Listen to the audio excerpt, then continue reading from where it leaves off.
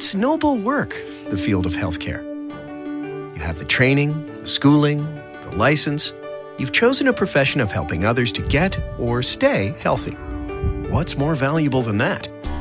It's hard work, too. Doing your job means performing some very complicated, even life-saving tasks, and having people, young and old, count on you in some pretty important parts of their lives. But what about staying safe yourself while working in healthcare and leading others to practice safety too? Whether you work in a hospital or clinic, a nursing home, emergency response, directly with patients, or behind the scenes, certain dangers are always present. Dangers include slips, trips and falls, and back or shoulder injuries from improper patient lifting. But among the most dangerous risks, exposure to bloodborne pathogens. The U.S. Centers for Disease Control reports that exposure to bloodborne pathogens from needle sticks affects roughly 385,000 hospital-based healthcare workers every year. That's just in hospitals. So the risk is clear and very serious. If you're new to working in healthcare, you should know that you have a right to work within a set of safety measures that protects you. If you've worked in healthcare for a while, you know the importance of keeping yourself and your staff safe so that the work you do continues running smoothly.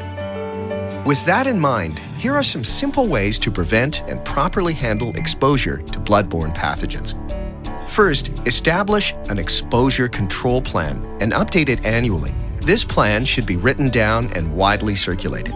After all, everyone knowing and understanding the plan is essential to safety. Your plan should include using universal precautions, which means treating all human bodily fluids as if they were known to be infectious for bloodborne pathogens.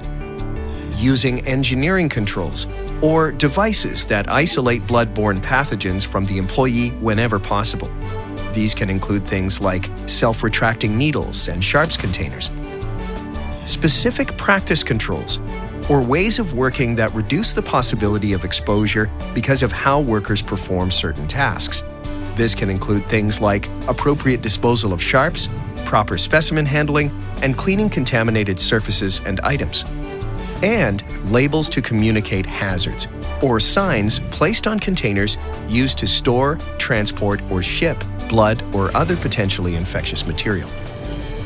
With a good plan in place, give all employees regular training, along with proper personal protective equipment, such as gloves, gowns, eye protection, and masks. Also, make sure to offer every employee who faces the risk of exposure a hepatitis B vaccination. Always follow up with any worker who experiences exposure and maintain an up-to-date sharps injury log as required by law. Working in healthcare isn't for the faint of heart.